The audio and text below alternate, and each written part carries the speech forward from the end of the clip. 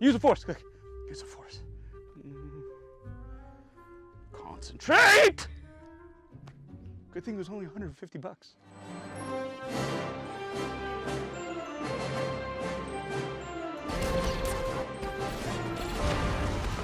Hey fellow nerds and geeks and Star Wars fans alike, it's Paul Sun-Hyung Lee here. Welcome to my geeky basement. Now, as a lot of you might already know, I'm a huge Star Wars fan, and as you can see from the wall behind me, I'm a huge collector of Star Wars helmets. That's right, I love the buckets, I love those lids.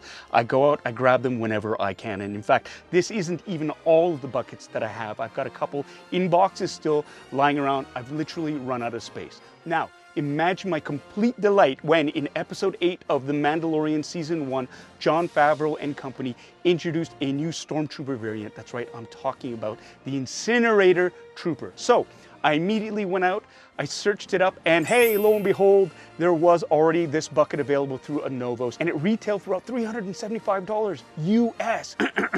Don't tell my wife. That's basically how much it is. In the meantime, while I was waiting for this helmet to come in, I started Googling and I found this online. Ta-da! Hasbro's Black Series Incinerator Trooper helmet. Now, this helmet retails for $149 Canadian. Anyways, I got to thinking, what are the differences between the two? So, join me in this new episode of My Geeky Basement, where we'll unbox this and compare it to this. Here we go!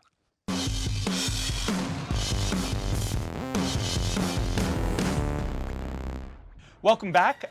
Here I am with these two helmets. Again, this is the Anovos helmet versus the Hasbro Black Series helmet. Huge difference in price point.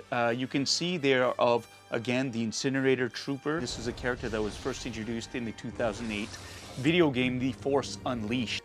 And it became canon last year on episode 8 of The Mandalorian. Joining me here to help with this comparison is my handy dandy assistant and uber geeky youngest son, Miles. Hey, there he is. Hiding behind this gigantic box. Let's get started. First of all, again, this is the Anovos. It had a nice insert card here. Very nicely packed. Came in a nice plastic bag in a box that was really, really well packaged with styrofoam. Here's the inside of the bucket. Helmet pads. It's got a bunch of Velcro strips in it, and you can customize your padding to fit your head there. First impressions are, it's very lightweight. It's an ABS plastic. It's asymmetrical. It's not perfect. This is actually probably just the regular TK helmet that they have, which I also have. And what they've done is they've just repainted it. It's got the bubble lenses for the eyes, not the flat lenses. In my experience, the bubble lenses are a little bit harder to look at when you're wearing the helmet, but it's nice, it's solid. You know, they've got the nice rubber seal around it. What do you think? Here, you hold it. What's your thought? Oh, wow, it's a lot lighter than I thought. It's a lot lighter than you think. It looks, I mean, that's the thing, it looks great. Fresh out of the box, not a scratch on it, not weathered. Okay, so, and now here is the Hasbro Black Series Incinerator Trooper helmet. It's got a little bit of wear and tear on it. So here we go. Oh no, I've ruined the value by opening The box. Here we go. So inside of it is a plastic lid. Bum, bum, bum. Ooh, it's a bunch. Here's a faceplate. Comes in segments. And here's the rear part. Did you see something in the helmet? Ah, there it is. We love the instructions here. It's that whole idea of real men don't read instructions, but people don't read instructions are, well, I'm not gonna say it. Idiots. So with the Black Series helmet, there is some assembly required. Here's the front. Here's the back. You can see it's got a suspension system here, an adjustable suspension system. Now this is some sort of a, it's a rubber, sort of a high impact, vulcanized kind of rubber. It's really nice. It's soft compared to the stiffer hard hat liners that you would find. It's got a microphone. It's got a microphone right here.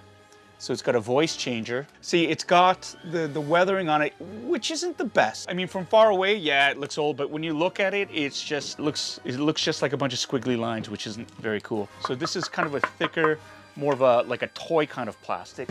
Ooh. I'm here to win tonight. Miles is right. It's got a battery compartment in the back here that you can access, and it looks like we're gonna need a screwdriver to put the batteries in. Here we go. You got the instructions here. I know this is so much fun. I'll go Batteries. Yeah, we need the screwdriver, the star screwdriver. So I'm going to send my assistant to go get it. Hi, Katrina. Literally is just slotting these pieces together. So I'm going to do that. Click, click, click, and click. So these go together, and then, so it's very interesting because it's got more heft to it, but you can see the gaps. There are gaps in the armor, in the helmet. Looks more like a toy.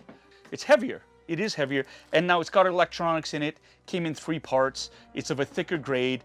It's got the flat lenses for the eyes, and it's got kind of a wonky little industrial paint job here, and it's got some imperfections actually. I can see a ridge, a little bump right here on the surface, and you can see a lot of gaps. You can see here it's got actual indentations, ridges, which is like Rogue One style. These lines are actually they're not indented. There's not actual gaps in it. They're painted in. So we're gonna take this.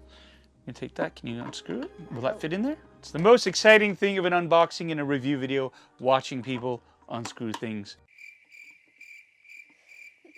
And it's got a switch, so you can actually talk into it. You change your voice. Here, you've got a little head, you put it on. So it's got a speaker on it. Yep. And you can hear yourself, your voice echo. Yeah. So it's The speed of sound. So let's do a side-by-side comparison. Okay. Oh, you're gonna put that on? I'm gonna put this on. So yours sounds cooler, Yep, definitely. but I think mine looks cooler. Mine is very much like the screen-accurate helmets, where you have to actually put them on sideways and twist them on because it's not a perfect circle. It's the bubble lenses. It's hard to see out of. Okay, so now let's talk. Let's talk about these helmets. Oh, let's turn that off. Okay, here we go. They're very similar. Different construction though. ABS versus a hard plastic. This is more of a classic way of designing, of putting it together. If anybody has built or put together a TK kit, this is the way the helmets were actually constructed. For the Black Series, again, you saw it, 3 pieces. They kind of snap together. You can still see the gaps. From up close, it really does, it looks like a toy. It is not exactly a prop replica. For $150 Canadian though, I mean, it's fantastic. So here we go, $150 Canadian versus $500 Canadian. I think these are both worth it. They're both worth it, Yeah. for sure. Again, it all depends on what you want to use it for. This one seems more like homemade. Like, when I saw this, I thought these were drawn on. Mm-hmm. Like, it looks a lot like the helmet that you made, That's right. but this one has like all like the ridges. Yep. They like literally dive down. They're grooves, actual grooves in the back of this versus painted lines, Yeah. right? So these things, they're grooves. They're actual. This is way more screen accurate in that sense because in A New Hope, Empire Strikes Back, Return of the Jedi, they were all painted on. They were hand painted. This trooper wasn't even introduced until 2008, so it's canon now. And what they basically did, what Anovos did, is they took an old school TK helmet, gave it a paint job. Anyways, so that's it for this. $500 versus $150.